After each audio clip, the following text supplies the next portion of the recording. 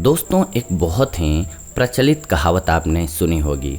चैते गुड़ बैसाखे तेल, जेठे पंथ अषाढ़े बेल, सावन सागन भादो दही, क्वार करेला न कार्तिक मही, अगहन जीरा पूसे धना, माघ मिश्री फाल्गुन चना, ये 12 जो देय बचाए, वाही घर वैद्य कबो न जाए। यानी कि इससे एक बात पता चलती है कि हमें कुछ महीने ऐसे होते हैं जिनमें कुछ एक चीज़ों का सेवन कभी भी नहीं करना चाहिए, और मौसम बदलता है हर बार, और मौसम बदलने के साथ साथ कुछ चीज़ों का सेवन करना वर्जित होता है। जी हाँ, इस बार 6 जुलाई से 3 अगस्त 2020 तक श्रावण का महीना चलेगा। श्रावण मास में कुछ खास चीज़ें बिल्कुल नहीं खाई जाती हैं।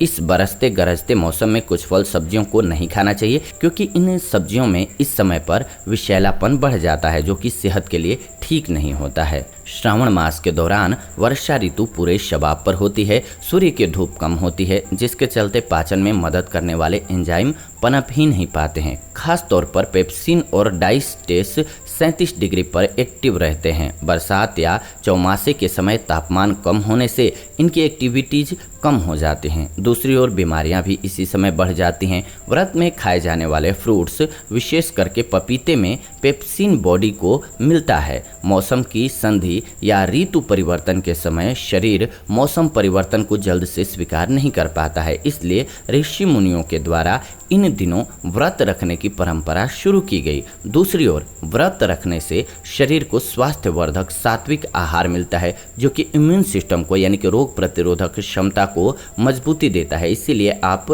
स्वस्थ रह पाते हैं। तो अब सवाल ये आता है कि श्रावण मास में क्या क्या नहीं खाना चाहिए। यानी कि अभी बरसात में आप पालक, मेथी, लाल भाजी, बथुआ, बैंगन, गोभी, पत्ता गोभी, ये सभी सब्जियां मत खाइए। इसके पीछे का वैज्ञानिक कारण ये है कि बरसात में इंसेक्ट्स की फर्टिलिटीज बढ़ जाती है। यानी कि साधारण भाषा में कहें तो कीड़े मकोड़े अधिक पनपने लग जाते हैं। ये पत्तेदार सब्जियों के बीच तेजी से पनपते हैं, इसीलिए बारिश के मौसम में पत्तेदार और कुछ विशेष साग नहीं खाना चाहिए। जी हाँ, इसीलिए हमने आपको पहले ही चौपाई के माध्यम से बताया कि चैत में गुड़ नहीं खाना चाहिए, बैसाख के महीने में तेल नहीं खाना चाहिए, जेठ में और आषाढ़ में आपको बेल नहीं खाना चाहिए। जी हाँ, सावन में साग मत खाइए, भादों में कभी भी भूल से दही मत खाइए, क्वार में करेला मत खाइए, और कार्तिक में मही यानी कि मट्ठा जो होता है, छाछ जो होती है, वो मत पीजिए कभी भी।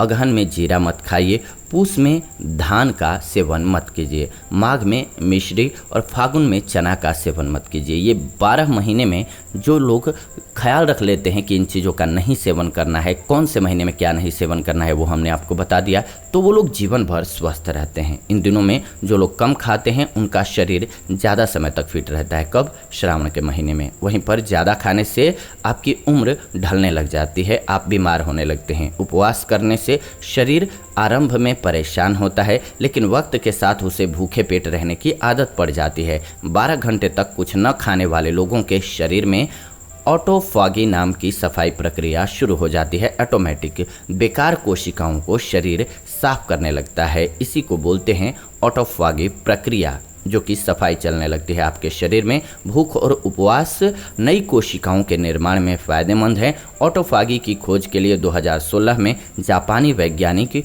योशिनोरी ओसुमी को नोबेल पुरस्कार मिला था। इन दिनों कैंसर के मामले भी तेजी से बढ़ रहे हैं। ऐसे में उपवास वाले दिन सात्विक भोजन करने, प्याज, लहसुन और मांसाहार से परहेज करने और सिर्फ फलों का ज़्यादा सेवन करने से आप न सिर्फ स्वस्थ रहते हैं, बल्कि कैंसर की आशंका भी कम हो जाती है। उपवास करने से जीवन लंबा हो सकता है, क्योंकि डायबिटीज और कैंसर जैसी बीमारियों का खतरा भी कम हो जाता है। साथ ही साथ व्रत करने वाले काफ़ी हल्का भी महसूस करते हैं। व्रत रखने से शरीर में ऐसे हार्मोन बनने लग जाते हैं जो फैटी टिश्यूज को तोड़ने में मदद करते हैं, यानी कि आपका वजन तेजी से कम हो सकता है। रिसर्च में भी यह बात साबित हो चुकी है कि शॉर्ट टर्म फास्टिंग यानी कि कुछ समय के लिए उपवास रखने से शरीर का मेटाबॉलिज्म तेजी से बढ़ जाता है, जिससे कि वेट लॉस में मदद मिलती है। व्रत रखने से शरीर शुद्ध होता है, शरीर से जहरीले तत्व बाहर निकल जाते हैं, बशर्ते आप व्रत के दौरान फल और सब्जियों का सेवन ज़्यादा करें। आयुर्वेद के अनुसार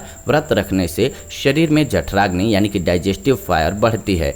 इससे पाचन बेहतर होता है, इससे गैस की समस्या भी दूर होती है। व्रत हमारे शरीर को हल्का रखता है, हल्के शरीर से मन भी हल्का रहता है और दिमाग बेहतर तरीके से कार्य कर पाता है। व्रत पूरी तरह से सकारात्मक असर डालता है आपकी सेहत पर, तो व्रत इसलिए ज़रूर करना चाहिए अगर स्वस्थ रहना चाहते हैं। तो खास करके ये जो महीना चल रहा है, श्रावण का महीना चल रहा है, इसमें फास्टिंग बहुत ज़रूरी हो जाती है। जो लोग इसमें फास्टिंग करते हैं वो अपनी सेहत का ख्याल रख पाते हैं और स्वस्थ रह पाते हैं, क्योंकि हमने आपको पहले ही बताया मौसम बदलता है और मौसम बदलता है तो हमारा शरीर उसे जल्दी एडॉप्ट नहीं कर पाता है और इसीलिए मैक्सिमम लोग इस समय पर बीमार पड़ते हैं। और दुनिया में अभी तो महामारी भी ऐसी चल रही है कि थोड़ा सा भी फीवर हुआ, सर्दी जुकाम हुआ तो यही सिम्टम्स है कोरोना वायरस का भी, तो लोगों का डरना भी लाजमी हो जाता है। तो ऐसे में अपने खाने पीने का विशेष रूप से ध्यान रखें, किसी भी प्रकार की ठंडी चीज़ों का सेवन न करें इस साल तो बेहतर रहेगा। काढ़ा पीते रहें, तुलसी जी का काढ़ा पिएं,